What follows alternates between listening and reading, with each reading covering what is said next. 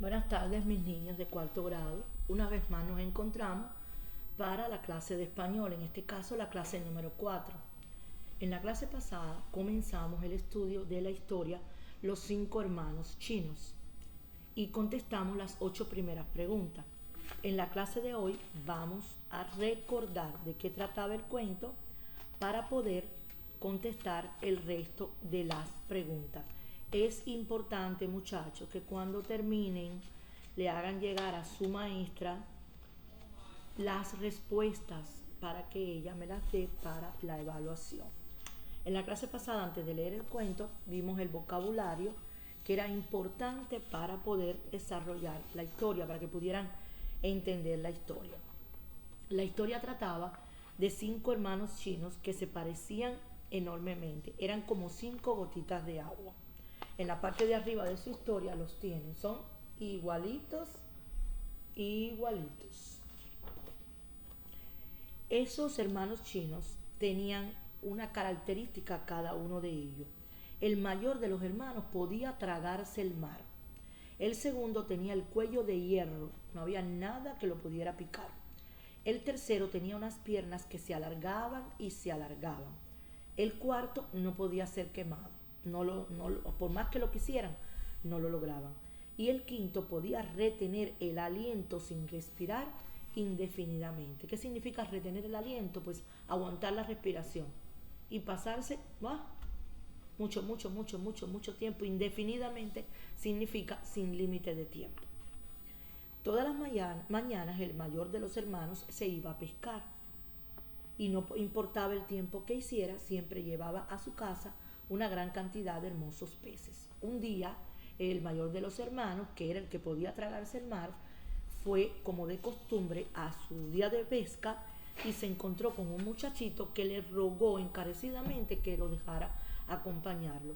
Él se negó al principio, pero terminó por convencerse. Solamente le advirtió que no debía desobedecerlo, que por nada en el mundo dejara de hacer las órdenes que él le diera y en el momento que se las diera. Era muy importante. El niño dijo que sí, estaba de acuerdo, pero ¿qué pasó más adelante? Llegaron al mar, el hermano se tragó toda el agua y empezaron a aflorar todos los peces y empezó a recogerlos y a echarlos en su barca. El niño, muy contento, se fue alejando y alejando. El hermano le hacía señas que volviera y el niño no le hacía caso. ¿Qué pasó? Que ya no aguantó más la cantidad de agua que tenía dentro de su cuerpo y la expulsó, volviendo el mar a la normalidad y perdiendo al niño por completo. De regreso al pueblo, como no traía al niño consigo, pues la gente del pueblo consideró que él le había hecho algo malo al niño y lo puso a disposición de las autoridades.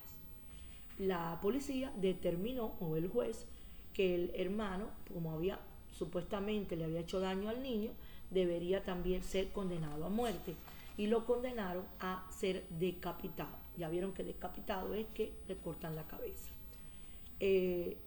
Al otro día, o esa noche, antes de que le fueran a ejecutar, el hermano pidió al juez que lo dejara ir a ver a su mamá y despedirse de ella, y el juez lo consiguió justo y se lo permitió.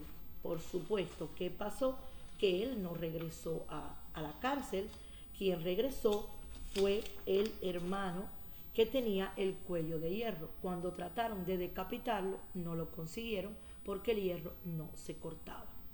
Entonces el juez cambió la opción para poder desaparecer o quitarle la vida a ese hermano chino y le puso la opción de que lo iban a quemar.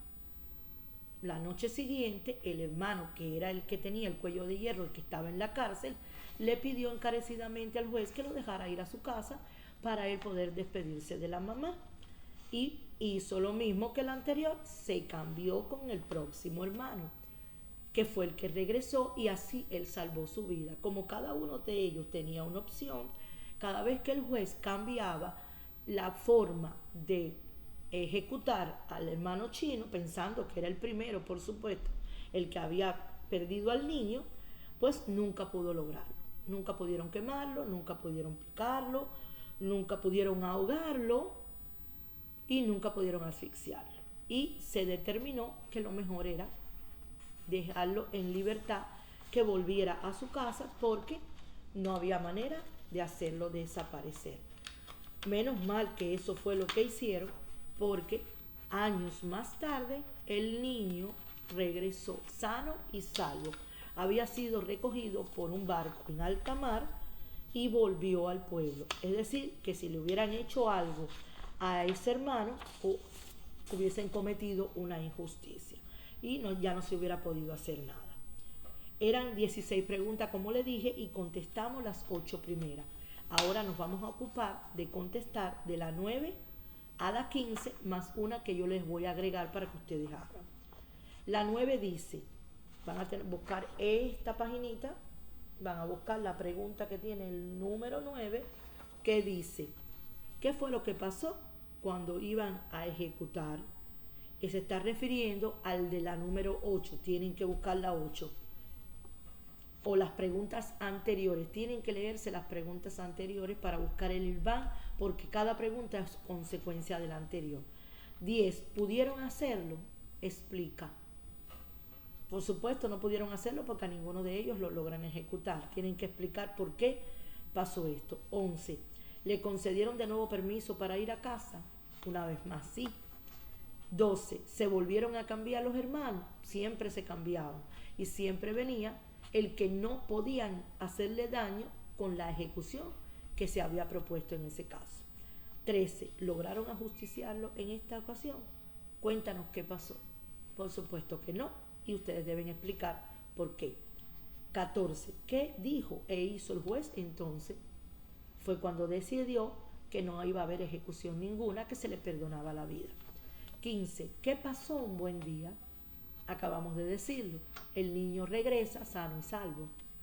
Y la pregunta que van a añadir, la 16, es que van a redactar una oración que comience diciendo 5 hermanos chinos. Ustedes van a completarlo hasta formar una oración. 16, repito, redacta una oración que comience diciendo 5 hermanos chinos, y ustedes ponen el final. Muchas gracias, nos vemos en la próxima clase.